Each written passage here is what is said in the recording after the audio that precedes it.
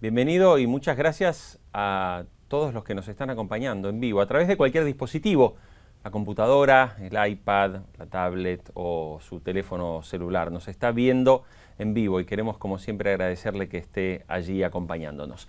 Bueno, y vamos hoy a comenzar y analizar un poco algunos de los acontecimientos de los últimos días y de esta última semana, que tiene que ver naturalmente con este fenómeno que hemos visto de una reacción colectiva de sectores de la sociedad que han decidido no tomar la justicia por propia mano, pero sí, en todo caso, reaccionar violentamente ante el delito y ante una queja recurrente que ya prácticamente todos los analistas que durante la semana pasaron por Infobae TV coincidieron en líneas generales que la principal señal de estas reacciones tiene que ver con la sensación de un Estado que no está presente, de un Estado que no actúa ante el delito y que la gente se siente desamparada.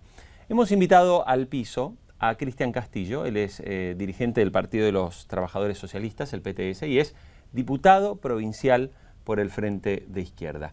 Cristian, un gusto tenerlo en el piso. Muchas gracias. ¿Qué tal? ¿Cómo estás? Bueno, Cristian, yo quería empezar. Cuando yo escucho lo que dice el gobierno, siempre dice, bueno, a ver, inversión en educación sin precedentes, en términos de Producto Bruto, computadoras para los chicos, asistencia universal por hijo, jubilaciones, la nacionalización de las AFJP, que permitió otorgar jubilaciones a mucha gente que no había recibido el beneficio. Hablan de la inclusión, de la reindustrialización del país, de la sustitución de importaciones. O sea, cuando yo escucho todo eso, digo, bueno, Argentina es un país espectacular. Ahora, la realidad es que el delito, a pesar de todo eso que dice el gobierno, el delito no ha parado de crecer, la marginalidad parece que no deja de crecer. ¿Cómo se explica este fenómeno, Cristian? Bueno, lo que pasa es que el gobierno oculta que en toda esta década, que según Cristina fue la gran década ganada, seguimos con el 35% del trabajo en negro. Ajá. Y tenemos 900.000 jóvenes que ni trabajan ni estudian. Entonces es evidente que eso es parte de nuestra realidad, es parte de nuestra realidad que los docentes tienen un salario bajísimo, y lo vimos en la gran huelga protagonizada en la provincia de Buenos Aires, 17 días, en donde lograron un incremento mayor de su salario de lo que le ofrecía el gobernador, pero estamos hablando que llegaron a 5.000 pesos nada más, claro, y que el básico no supera los 2.100. O sea que estamos discutiendo que los recursos destinados a educación son completamente insuficientes para satisfacer un salario del maestro que llegue a la canasta familiar y no que lo obligue a hacer un doble turno, a veces hasta triple turno, como me decían algunos docentes durante las movilizaciones. Y bueno, y todo eso va en desmedro de la propia calidad educativa. Y además tenemos flagelos que golpean al pueblo trabajador o una fracción importante de él, como es el de la vivienda. 3 millones de familias en la Argentina no tienen acceso a una vivienda digna, tienen que vivir en villas, en asentamientos, en inquilinatos o directamente en la calle. 3 millones de familias, 1.100.000 solo en la provincia de Buenos Aires.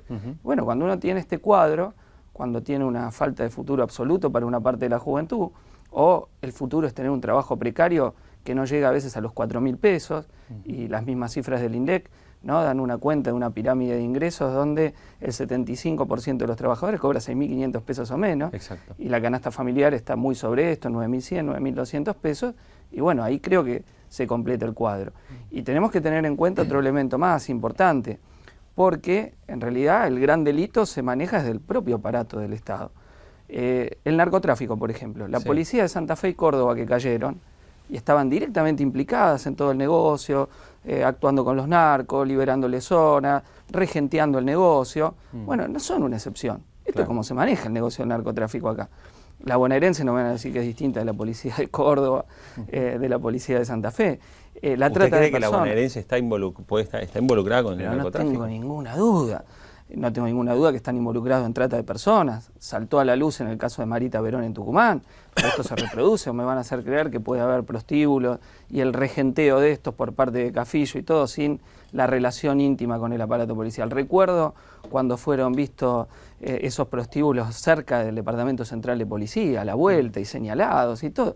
Y esto funciona así, porque hay connivencia. O los desarmaderos, que puede haber un desarmadero de autos sin que la comisaría de la zona sepa. Es imposible.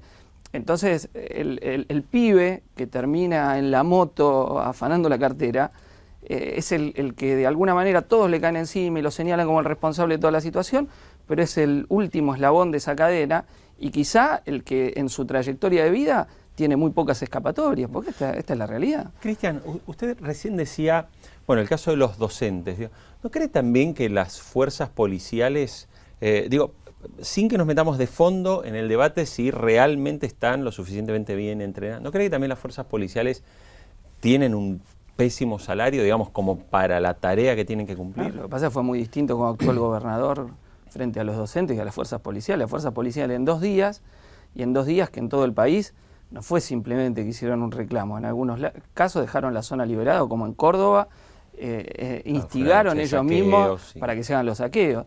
Digamos, esas propias fuerzas represivas recibieron un aumento de 60 o 65%.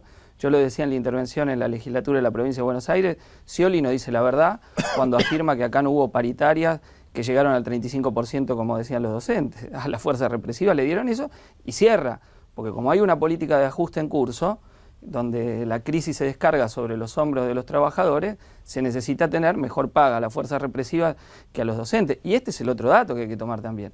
Acá hay un ajuste, una devaluación, donde el gobierno está haciendo lo que decía que no iba a hacer, donde está cumpliendo una receta a tal punto que Duhalde le dice el gobierno empieza a hacer bien las cosas, Macri le dice que está bien, es decir, la derecha le dice al gobierno ustedes van por un buen rumbo, en el sentido que lo piensa este sector, y bueno, y eso empobrece a la población.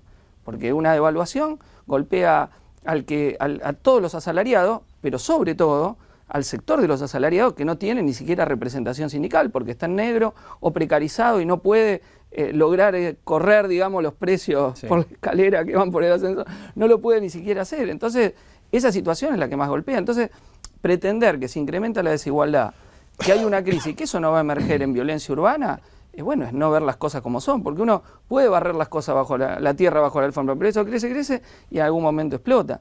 Lo que pasa es que acá a la vez viene habiendo una instigación a demonizar al joven de origen popular que lleva a que una parte de la población haya tenido actitudes que no puedo calificar de otra forma que fascistizante en cuanto a pasar a la acción sobre ellos. Pero acá ha habido, no simplemente como dice Cristina de los medios, el propio gobierno ha tenido también ese discurso de decir la puerta giratoria, entran por un lado y salen por la otra, acá lo que se necesita es más mano dura y el secretario de Seguridad Berni es especialista en tener ese discurso que también tiene Massa y otros sectores, de culpabilización de ese joven que lleva, que va por la calle, no hace nada y los vecinos dicen, sienten la paranoia, el miedo. Y esto es algo con lo que se juega en muchos países, en otros casos son los inmigrantes. En Italia menciono, cuando a los rom, los gitanos, dicho más coloquialmente, ¿no? Se los acusaba de todos los crímenes y delitos. Y entonces salieron sectores de la población, basándose en el temor, en la paranoia colectiva, agarrar a todos los rom que había dando vuelta por ahí, verdaderos pogromos. Y de acá de algún modo se está instigando a que esto se transforme en cosa habitual de todos los días, porque lo grave son los que actuaron. Y si bien las encuestas dicen que la mayoría de la población rechaza los linchamientos, uno ve comentarios en las redes sociales, en las notas de los diarios, y son verdaderamente alarmantes. Pero Cristian, a ver, permítame ahí una cosa. La realidad de los robos es absolutamente real. Digo, ¿quién no conoce o quién no tiene a alguien muy cercano, si no fue uno mismo víctima? Digo, a ver, a mí me pusieron una pistola en la cabeza para robarme el auto. Y yo siento mucho, pero yo toda la parte de la comprensión, de la marginalidad, la puedo entender, pero entiendo que, como todo, hay cosas que son de largo plazo, que son el crecimiento, el avance de un país, el avance educativo, pero hay cosas que también hay que resolver de corto plazo, porque si no, siempre nos quedamos como que la víctima, pero resulta que las víctimas también son personas de clase media, que hacen esfuerzos. Pero los que manejan el negocio, ¿por qué no son los sindicados como los responsables? Los que manejan el negocio. Yo estoy hablando de la responsabilidad de la dirección de las fuerzas represivas del Estado. Pero insisto, no es algo que se me ocurre a mí. No es que se me ocurrió a mí. ¿Usted no cree hoy que la policía en realidad no reprime? Cayó la cúpula de Córdoba y de Rosario por la relación con el narcotráfico. No es que no cayó, cayó. Entonces, ¿por qué la bronca, la ira popular no está destinada ahí? Porque ¿quién recluta a los pibes en las bandas? Los recluta un aparato ya organizado en donde juegan con la necesidad que tiene el pibe, y cuando los pibes se niegan en los barrios, los hacen desaparecer, Luciano Arruga. de los desaparecidos en democracia, y una vez un desafortunado discurso de Cristina dijo, acá no pasa nada. Bueno, uno de los emblemáticos es Luciano Arruga. Luciano Arruga, ¿por qué lo hicieron desaparecer? Porque él se negaba a robar para la policía. Y esta es la realidad de muchos pibes de los barrios populares con los cuales juega el aparato represivo para decir, bueno, vos ahora le crean la necesidad y lo meten ahí. Entonces, yo entiendo que la persona que se ve afectada de esa situación, obvio, se siente mal, cualquiera le puede pasar, etcétera, pero hay que ver la cadena de responsabilidad, porque si no, es como enojarse con la fiebre. Lo que el discurso más simplista de lo que llamamos la demagogia punitiva o el manodurismo señala, es hacerse enojar a la gente con la fiebre y no ir a la causa del problema. ¿Cómo resolvemos, Cristian? Porque, digo, esto es como todo, hay medidas urgentes y hay medidas de más de mediano y largo plazo. Digo, cuando usted menciona a la policía, a mí se me ocurre pensar que si un policía agarra a un chico de una villa y le exige que vaya a robar, no estamos hablando de un policía, estamos hablando de un auténtico delincuente que está utilizando el uniforme policial. Lo que pasa es que no estamos hablando de uno suelto, estamos hablando de un sistema que funciona así. Entonces, acá no se quiere, como es más difícil atacar las causas estructurales, porque obviamente exige tocar intereses, entonces vamos al facilismo del discurso, acá si hacemos cárceles por todos lados, encerramos a todos los pibes, listo. Bueno, pero eso se ve que no va. Se votaron las leyes Bloomberg en su momento, incrementó la cantidad de gente detenida y ¿qué solucionó? Y además, digo otra cosa, pues se discute mucho la reincidencia, ¿no?, en el tema que puso Massa, pero una persona que se sale de la cárcel, privada de su libertad, ¿consigue trabajo? No. Si ya es difícil conseguir trabajo para el que no tuvo esa situación, para el que pasa por ahí, conseguir trabajo es prácticamente imposible.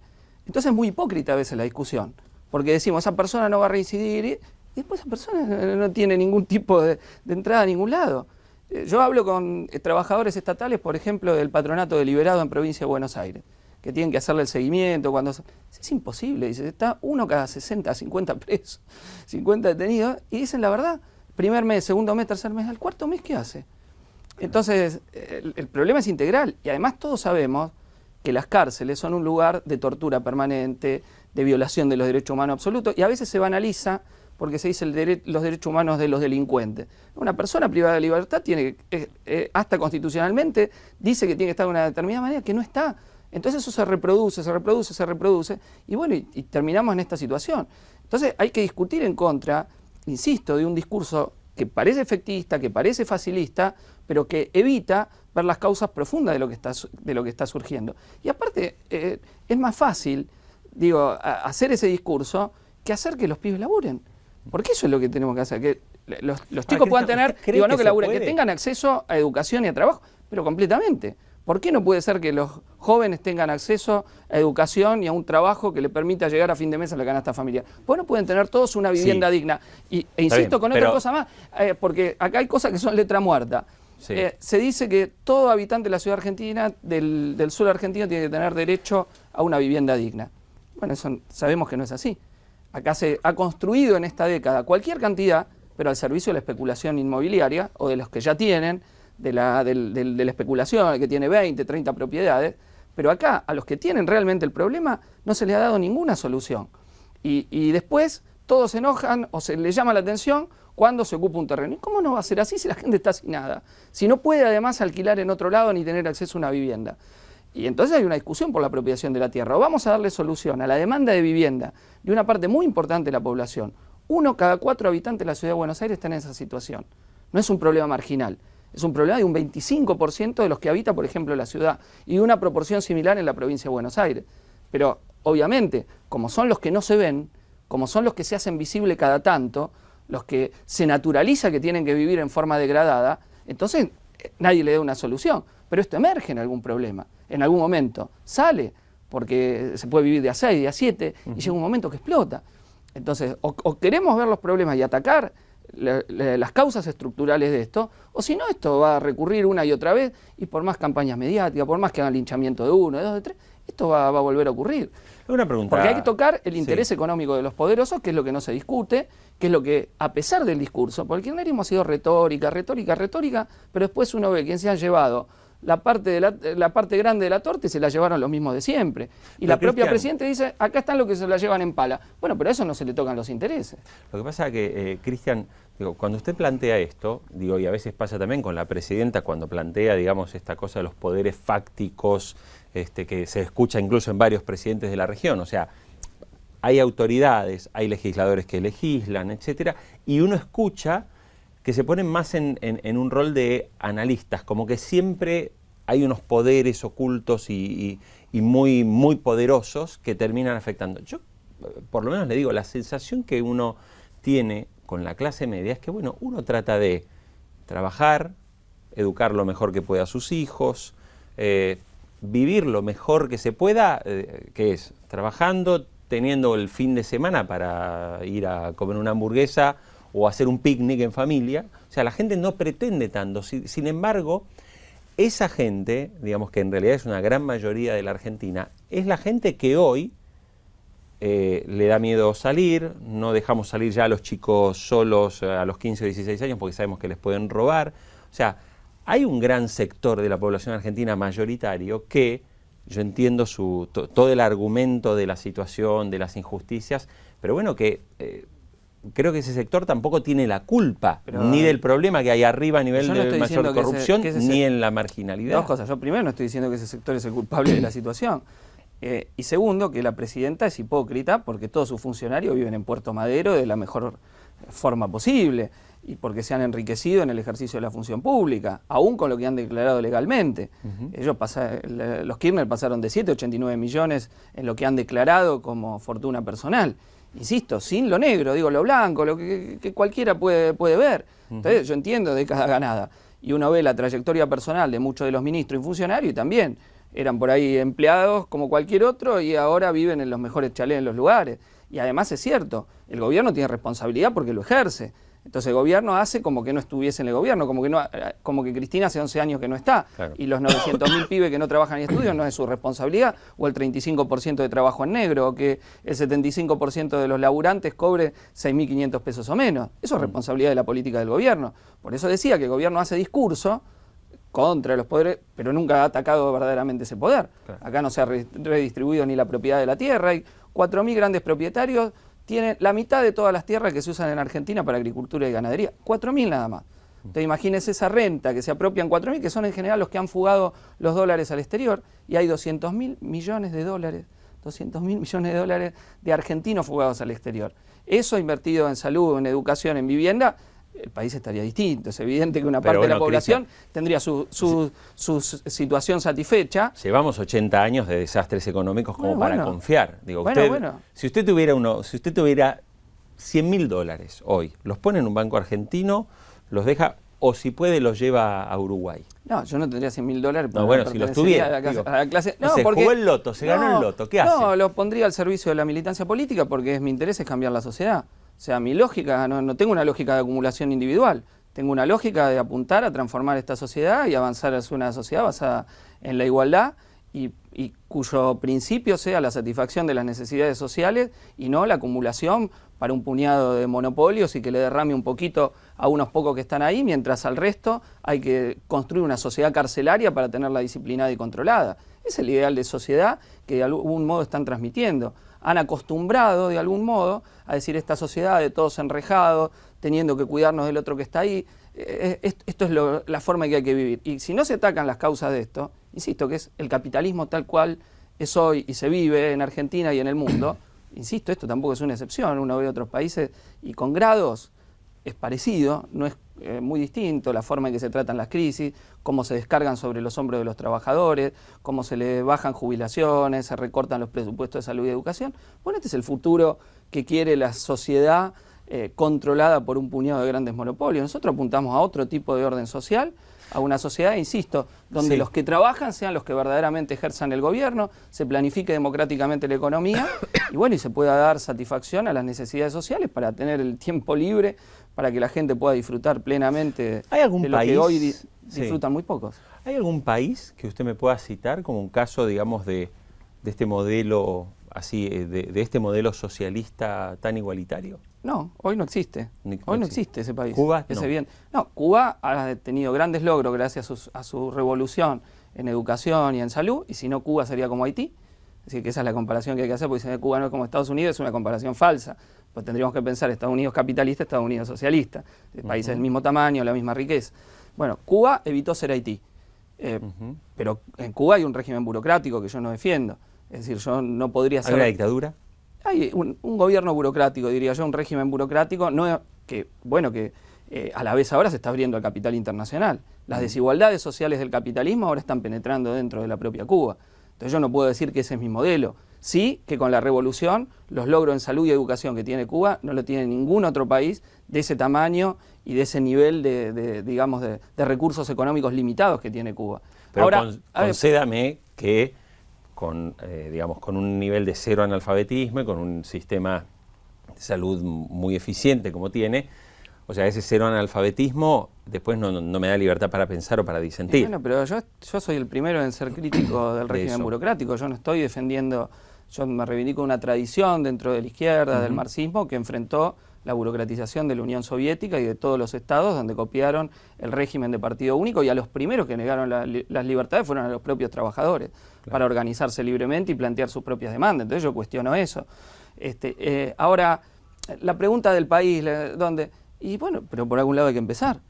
Si no, cuando teníamos feudalismo en todo el mundo y por algún lado se empezó a cambiarlo, o cuando empezamos a liberarnos de la colonización, a Mariano Moreno le preguntaron ¿en qué país se hicieron independientes las colonias? Y empezó.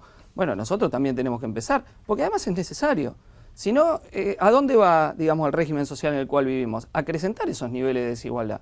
En una sociedad de unos pocos que gozan de la riqueza social, que pueden más o menos vivirla, pero que tienen que enrejarse, porque si dejan a todo el resto viviendo de esa forma, como decía, la tierra se va a barrer sobre la alfombra, pero se va acumulando y en algún momento explota, o vamos a hacer un cambio real, afectamos los intereses de unos pocos y damos satisfacción a las necesidades populares. Cristian, para terminar, últimamente, o sea, la izquierda está ganando posiciones en algunas provincias, en Mendoza, en Salta. Ahora, bueno, también hay más legisladores en el Congreso Nacional.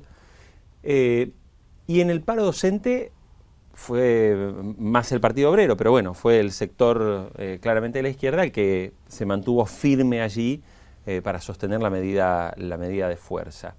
¿A qué atribuye usted este crecimiento paulatino que está experimentando la izquierda en Argentina? No, en el paro docente fuimos toda la fuerza de izquierda, un frente que se llama Multicolor, donde estamos del PTS con los compañeros del PO y otras fuerzas. Ya veníamos de ganar 9 seccionales en el SUTEBA, en el sindicato más importante en la provincia de Buenos Aires, y por eso tuvimos un protagonismo muy relevante en la huelga docente, y nosotros como legisladores estuvimos ahí acompañando la huelga y además planteando que todo funcionario político cobre igual que un docente. Esa idea me pareció muy interesante. Hemos presentado esos proyectos de ley, tanto en el Parlamento Nacional. Docente pasa a ganar 5.000 pesos. No, nosotros hicimos un planteo que sea en la provincia de Buenos Aires 9.100 pesos, igual a un docente 36 horas cátedra y 25 años de antigüedad. Decíamos 9.100 pesos para todo funcionario político. Ministro, gobernador, ¿cuánto gana hoy un diputado provincial? Y un diputado ahora se va a ir a unas 40.000, 45.000 pesos más o menos. ¿45.000 pesos gana un diputado? Sí, puede ser un poco más ahora los viáticos, lo que pasa es que se estaba adecuando según la última votación de la Cámara. Entonces nosotros decimos no, nosotros tenemos que vivir como los docentes. ¿Por qué vamos? Incluso estamos diciendo, no el mínimo. Está bien, 9.100 pesos, lo que cuesta una canasta familiar. Sí. Costa una canasta familiar. ¿Por qué? Porque si no se forma una capa de funcionarios privilegiados que viven a espaldas del pueblo trabajador. Yo en la discusión que tenía la ministra de Educación, Nora de Lucía, con los docentes, lo miraba y me daba un poco de bronca, porque la ministra cobra 50, 60.000 pesos, claro. En 2 días de su tren de vida gasta lo que un docente quiere que gaste en un mes. Bueno, es obsceno, y esto se da después en los altos magistrados de la justicia, en los funcionarios. Entonces, bueno, estamos cuestionando eso, porque ese funcionario después no tiene problema de la escuela pública, del transporte, de la vivienda, y bueno, y vive como un gerente de una gran empresa. Y entonces tiene esa mentalidad, el gerente de una empresa que organiza la sociedad y toma decisiones en favor de los grandes empresarios. Entonces hay una lógica entre los ingresos, la cooptación de una capa social. Y yo creo que planteos como este, o como aquellos que hemos hecho en la campaña electoral de Frente Izquierda, de plantear la lucha contra el trabajo precario, el problema del salario, enfrentarnos a los dirigentes sindicales burocráticos y pelear por democratizar los sindicatos. Todos estos puntos han mantenido a la izquierda con una fuerte presencia política, nuestra independencia tanto del gobierno nacional como de las distintas variantes de la oposición, y esto nos ha permitido avanzar en el reconocimiento público que se expresó en la última elección, pero también un crecimiento de la militancia. Nosotros alentamos, en los sindicatos estamos teniendo un crecimiento muy importante, hemos sacado minorías muy relevantes, ganamos muchas comisiones internas entre los estudiantes que no se creen el doble discurso del gobierno, y creo que por eso hoy la izquierda tiene un protagonismo político muy importante en la Argentina, en particular la izquierda anticapitalista socialista que defendemos del PTS y todo el Frente de Izquierda. Ahora, trasladar, digamos, esa visión anticapitalista en Argentina va a ser difícil, porque en general, digamos que la inmensa mayoría de la gente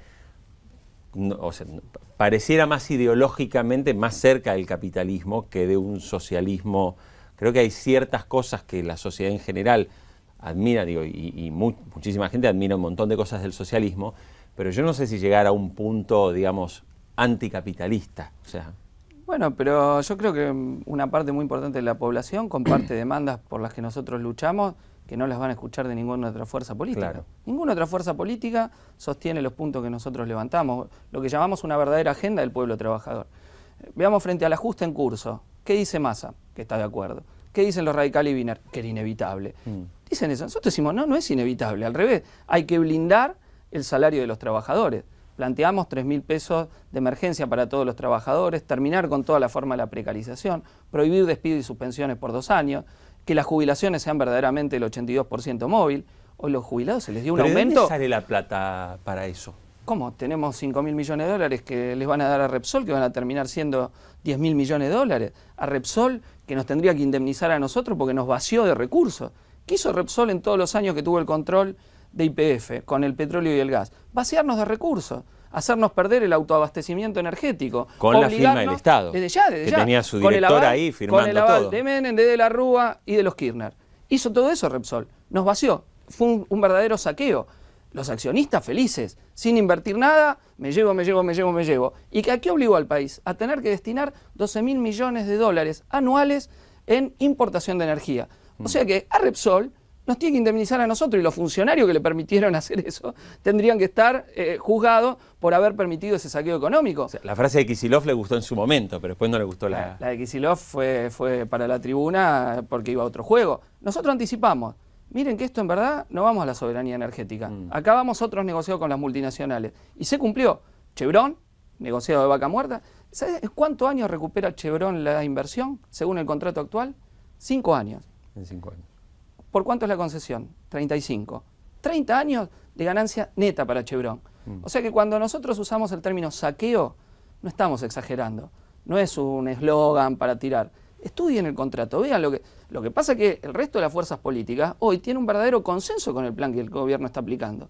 La única voz disonante con esto y que dice, no, en primer lugar ponemos la defensa del interés del pueblo trabajador, no queremos que el ajuste sea pagado por los trabajadores, somos del Frente de Izquierda. Miguel Bain, un economista hoy amigo del gobierno, sí, que el gobierno habla bien, Cristina y todo, anticipó que el poder de compra del salario cae cuanto menos un 15% con este ajuste. O sea, que el trabajador de a pie causó la crisis. El que va, como vos decías, que todos los días va a trabajar, llega la clase media, el trabajador precario, causaron la crisis. No. ¿Y por qué tienen que ser los que paguen el costo de la crisis? Y los que acumularon, fugaron capital, y ellos nada, no se los toca. El bolsillo de ellos sigue como si nada, solo se ajusta al bolsillo del pueblo trabajador. ¿Y esto quién otro lo dice? Lo decimos del Frente de Izquierda, con toda claridad. Nosotros no hablamos con doble discurso, saben lo que sostenemos, quien nos apoya sabe lo que planteamos, podrá no coincidir en la totalidad con nosotros, pero sabe que tiene una voz que va a representar sus intereses. Cristian Castillo, muchísimas gracias por acompañarnos en Infobae TV.